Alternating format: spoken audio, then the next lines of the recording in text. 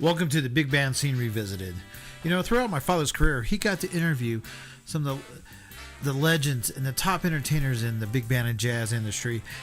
And when they found out that my father was going to be the one interviewing him, they were just thrilled because they loved sitting down talking with my dad. And being present at a lot of the interviews, I got to witness a lot of this.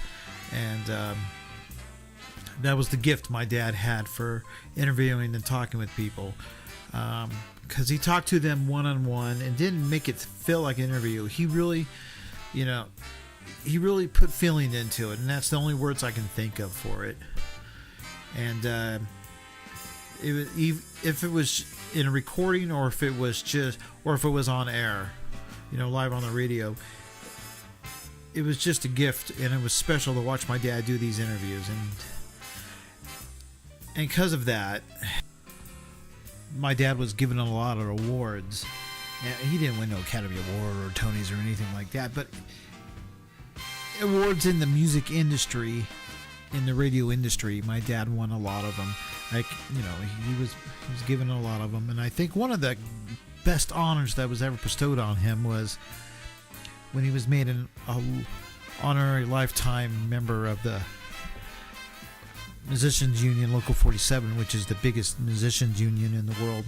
And you have to be not a who's who, but if you're in the music industry, especially in the LA scene or anything like that, you have to be part of that musicians union.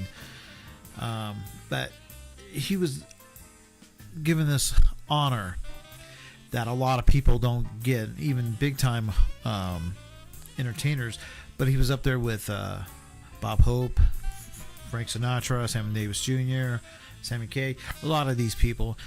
And I think that was one of my dad's greatest honors. So let's go back to November 21st, 1977, the Johnny Mathis Christmas Special.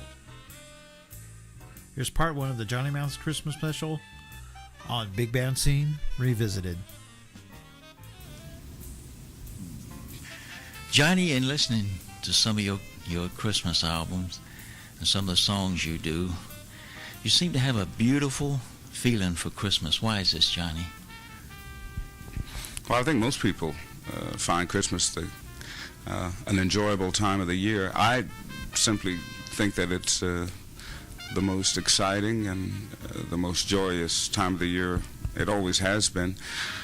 I come from a very large family. I think that most large families are very big on holidays.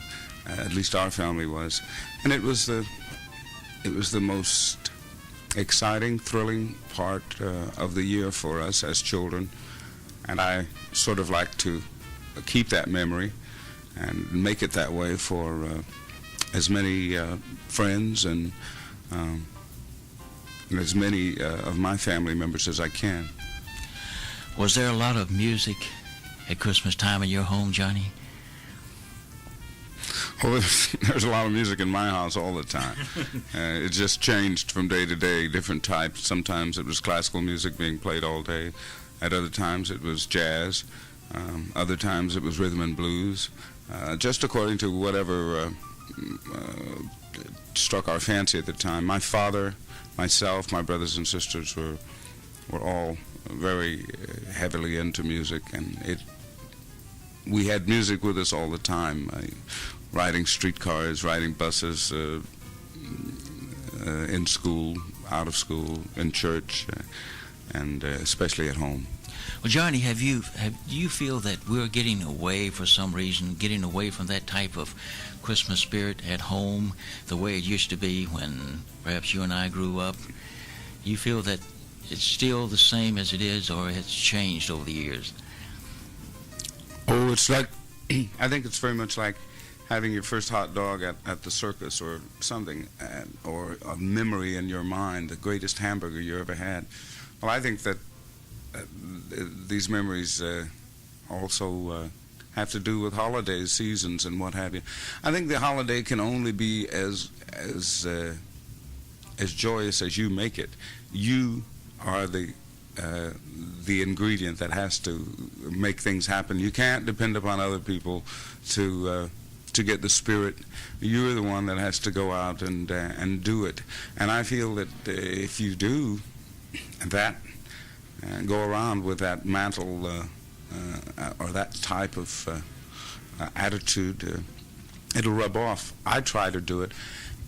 But of course, nowadays people have many things to interest them and occupy their times, and Christmas, unfortunately for many people, is just another a time of buying lots of unwanted and unneeded gifts and what have you. But to me, it's a little different. I think it's a personal thing that everyone has to keep in their heart.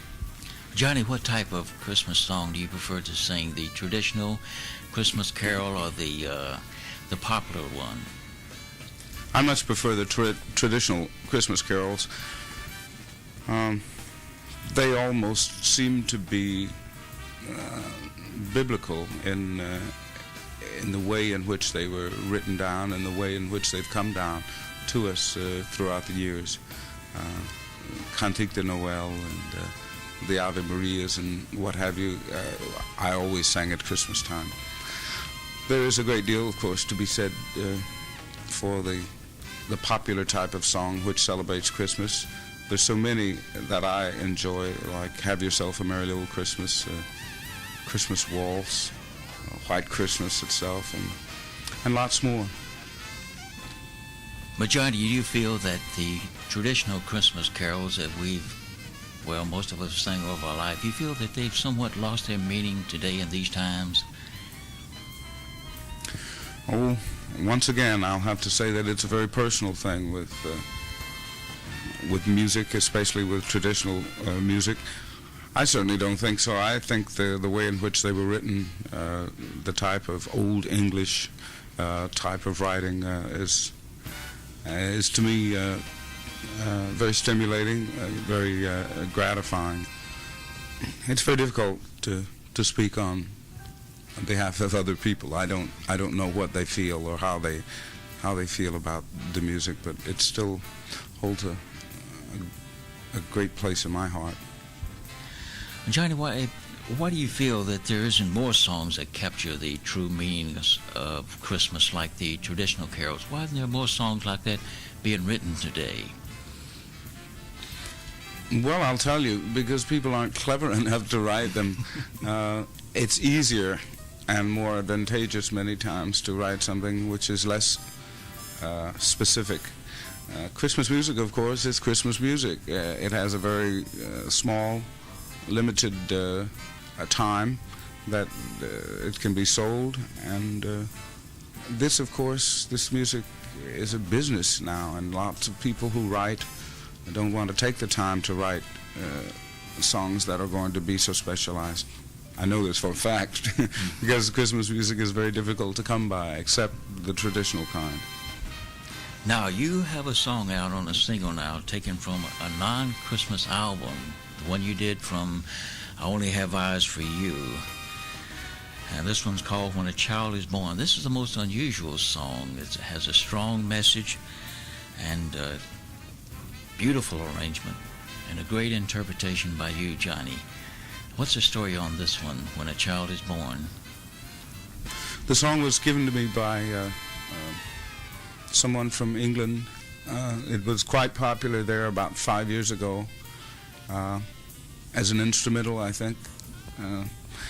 And I put it alongside the rest of the songs that I was contemplating recording. It came down to this particular one and a couple of others. I chose this one because it's my nature to choose songs that are like this. So I let my nature just take over and chose this one as opposed to one of the other two songs. It's one of those things that happens. It's very fortunate for me that it happened because the record was quite popular in England and Europe, continental Europe, last year at Christmas time. The message can be taken as a Christmas message. It is not and was not meant to be a Christmas song, but I don't think that Bing Crosby ever felt that White Christmas would be as extraordinary as it has been. But these are the fascinating aspects of this business. Yeah, this song can be one like My Favorite Things, which was not originally a Christmas song, but it became a crossover. It's a type of song that can be sung at Christmas time, but also other times of the year. But it's a beautiful song, Johnny. Now, when you did this, did you have Christmas in mind? When I kind of get that feeling when I listen to you sing, because, like I said, you have a special feeling for Christmas. No, I hate to disappoint you, but when I recorded the song, I recorded it only with the thought in mind, oh God, let me get through this recitation, because I find it very uncomfortable to recite words, and I had to do some recitation on this particular song. And in fact, I wanted a girl to do it, as was done in the original recording, but I was talked into doing the recitation myself. Happily, it worked out. But now, was this originally recorded? You said that the song first hit in England, but had you prior recorded this for England, or was your recording heard in England first? When I record a great deal in England and Germany and a lot of places, France, but specifically for those markets. When I record in the United States, the music is usually distributed throughout the rest of the world about 2 months later or a month later. So therefore, we have very little to do with what the English CBS people decide to release and what they don't. We merely present them with the package, and they can do with it as they like. And they chose the song out of the album to be presented as a single, and several friends of mine in the company decided that they were going to make it a big smash, and they did. It was quite an extraordinary feeling for me, who has been in the business for over 22 years and not really known for having hit single records. So it was kind of fun. It was a nice Christmas present. Right, but Johnny, you may find yourself with a Christmas hit like Bing Crosby with White Christmas, and the late Nat King Cole with the Christmas song. That would be beautiful. That would be very nice, yeah. Well, Johnny, when you're singing a pop Christmas song, do you find it hard to get that right emotional feeling that you have when you're singing the traditional Christmas songs? Or do you treat it kind of differently, a different approach with a popular Christmas song? I think the arrangers treat it differently. They try to modernize the background, whereas in the traditional songs they would stick to the instrumentation and the orchestration. Usually that has come down through the ages. I'm not crazy about Christmas songs that are treated in the modern way. Once in a while, something will come up that will be fun and actually make it through the maze, such as Jingle Bell Rock or something of that nature. But well, I hope you enjoy part 1 of the Johnny Mathis Christmas Special here on the Big Band Scene Revisited. Also, hope you enjoy the new digitally remastered programs of the Big Band Scene, recorded here at Sierra Pine Studios. So for Fred Woodruff Productions, I'm Gerald Woodruff.